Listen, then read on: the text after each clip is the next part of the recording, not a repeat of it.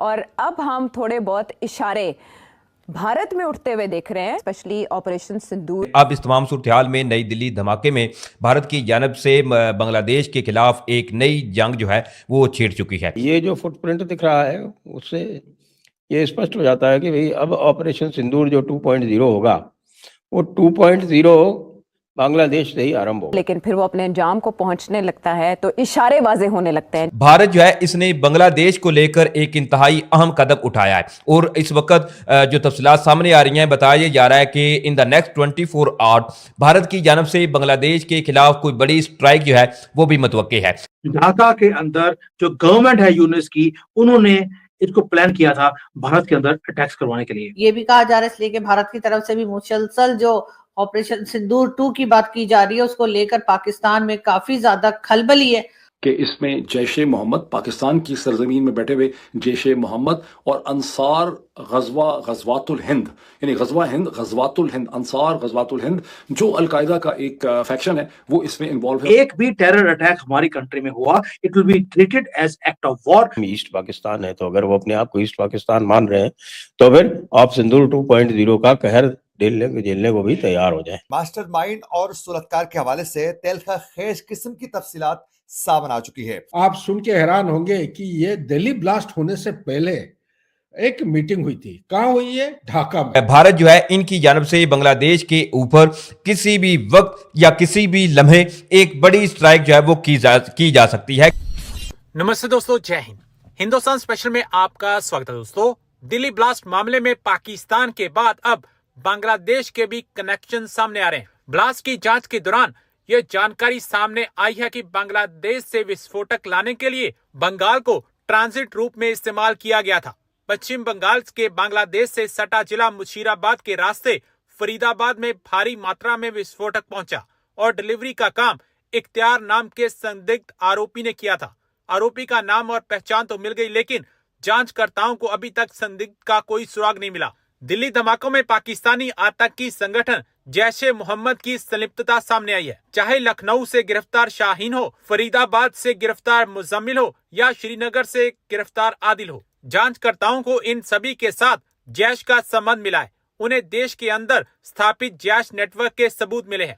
सूत्रों के अनुसार दिल्ली की घटना में मुशीराबाद सीमा के रास्ते बांग्लादेश से भारी मात्रा में विस्फोटों की तस्करी की गई। अब इस तमाम सूरत में नई दिल्ली धमाके में भारत की जानब से बांग्लादेश के खिलाफ एक नई जंग जो है वो छेड़ चुकी है। इस वक्त क्या सूरत हाल है, इस हवाले से आपको कुछ इंतहाई अहम तरीन तफसीलात इस वीडियो में इनसे आगाह करूंगा। इस सूरत हाल के अंदर नई दिल्ली जो धमाका हुआ इसकी मजीद तहकीकात क्योंकि अभी भी भारतीय पुलिस ज़राए इसके अलावा दीगर एजेंसी जो है वो करती हुई नजर आ रही हैं, तो ऐसे में कभी भारत की जानब से पाकिस्तान के ऊपर इल्जाम आयद किए जा रहे हैं तो कभी टर्की। लेकिन अब इस तमाम सूरत हाल के अंदर भारत जो है इसने बांग्लादेश को लेकर एक इंतहाई अहम कदम उठाया है और इस वक्त जो तफसीलात सामने आ रही हैं, बताया जा रहा है कि in the next 24 hours Bharat की जानब से बांग्लादेश के खिलाफ कोई बड़ी स्ट्राइक जो है वो भी मुतवक्के है। नाज़रीन किराम, बांग्लादेश को लेकर भारत जो है वो ऑलरेडी परेशान है क्योंकि बांग्लादेश की इस वक्त की जो हुकूमत है इस पर भारत की जानब से ये इल्जाम आयद किए जाते हैं कि ये जो इस वक्त मोहम्मद यूनुस की अबूरी हुकूमत है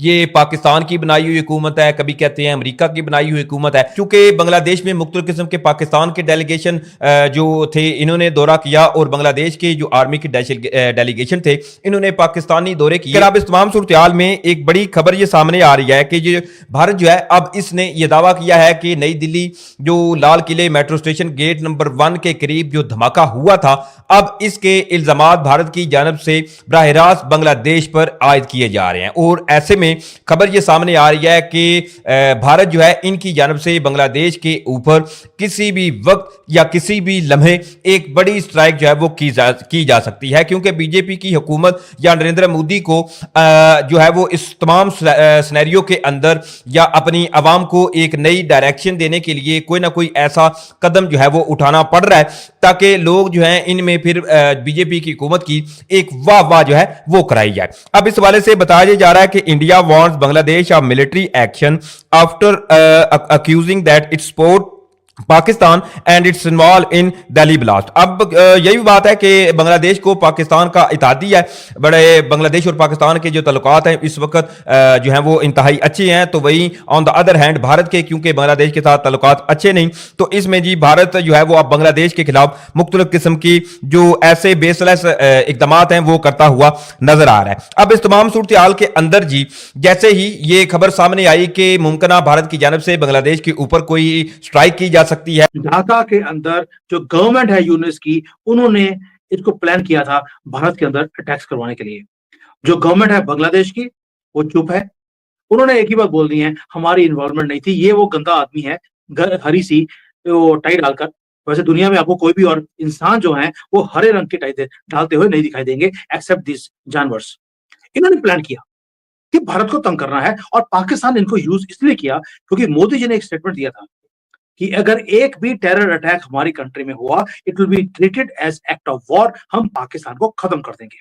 तो पाकिस्तान ने अपने हाथ क्लीन रखने के लिए बांग्लादेश को यूज किया और ये कॉन्स्पिरेसी पूरी की पूरी जो शोएब चौधरी हैं बांग्लादेश के अंदर बैठ के हीरो, उन्होंने इसको उजागर किया है बाद में। लेकिन इंडियन मीडिया और रॉ के पास ऑलरेडी सारे प्रूफ आ चुके हैं एंड अब छोड़ा नहीं जाएगा क्योंकि डेडली कॉन्स्पिरेसी है जो एक्सपोज हुई है, जहां पर पाकिस्तान और बांग्लादेश दोनों ने मिलकर काम किया भारत के खिलाफ। दिल्ली के ब्लास्ट दोस्तों रैंडम नहीं थे, प्लान था, कोऑर्डिनेटेड था और एग्जीक्यूट किया गया प्रिसीजन के साथ। और इंडियन इंटेलिजेंस के पास प्रूफ है अब इसलिए बोल रहा हूं बार बार क्योंकि इस बार हम प्रूफ लेकर दुनिया को दिखा रहे हैं। मैंने पहले बोला था डोनाल्ड ट्रंप बहुत नया नया मुसलमान बना है, 5 बार नमाज पढ़ रहा है आजकल, तो उसको प्रूफ देने जरूरी है बेटा। जिसके साथ तू ये इतना खुशियां मना रहा है वो क्या करते हैं ये देख ले। और शॉकिंग एविडेंस क्या है कि अक्टूबर के एंड में एक बहुत ही अपस्केल नेबरहुड है ढाका में, वहां पर सीक्रेट मीटिंग होती है जहां पर पाकिस्तान का most wanted terrorist Saifullah Saif वो ज्वाइन करता है वर्चुअली ताकि पकड़ा ना जा सके। ऑनलाइन मीटिंग होती है और बॉम्बशेल ये है कि गवर्नमेंट में जो यूनिस गवर्नमेंट है उसके 2 ऑफिशियल्स उस मीटिंग को अटेंड करते हैं। ये ऑफिशियल्स हैं, सेक्रेटरी ऑफ होम अफेयर्स का आदमी वहां बैठा है टेररिस्ट के साथ, प्लान करता है कि भारत में बॉम्ब ब्लास्ट कैसे करने हैं। दोस्तों ये स्पेकुलेशन नहीं है, इंडियन रॉ के पास अब नाम है, एविडेंस है, प्रूफ है कि किस तरह से मीटिंग हुआ, कैसे ये कॉन्स्पिरेसी क्रिएट करी गई। अब आते हैं कि नेटवर्क क्या था। प्लान बहुत ही सोफिस्टिकेटेड अब पाकिस्तान की आईएसआई ने बनाया कि प्लान था आईएसआई का, टेरिटरी यूज करी जाएगी बांग्लादेश की और टेररिस्ट यूज किए जाएंगे भारत में। वही डॉक्टर और इंजीनियर पढ़ लिख कर भी जाहिल के जाहिल, व्हाइट कॉलर टेररिज्म यूज किया गया, एजुकेटेड प्रोफेशनल्स जिसके ऊपर आपकी कभी नजर थी ही नहीं।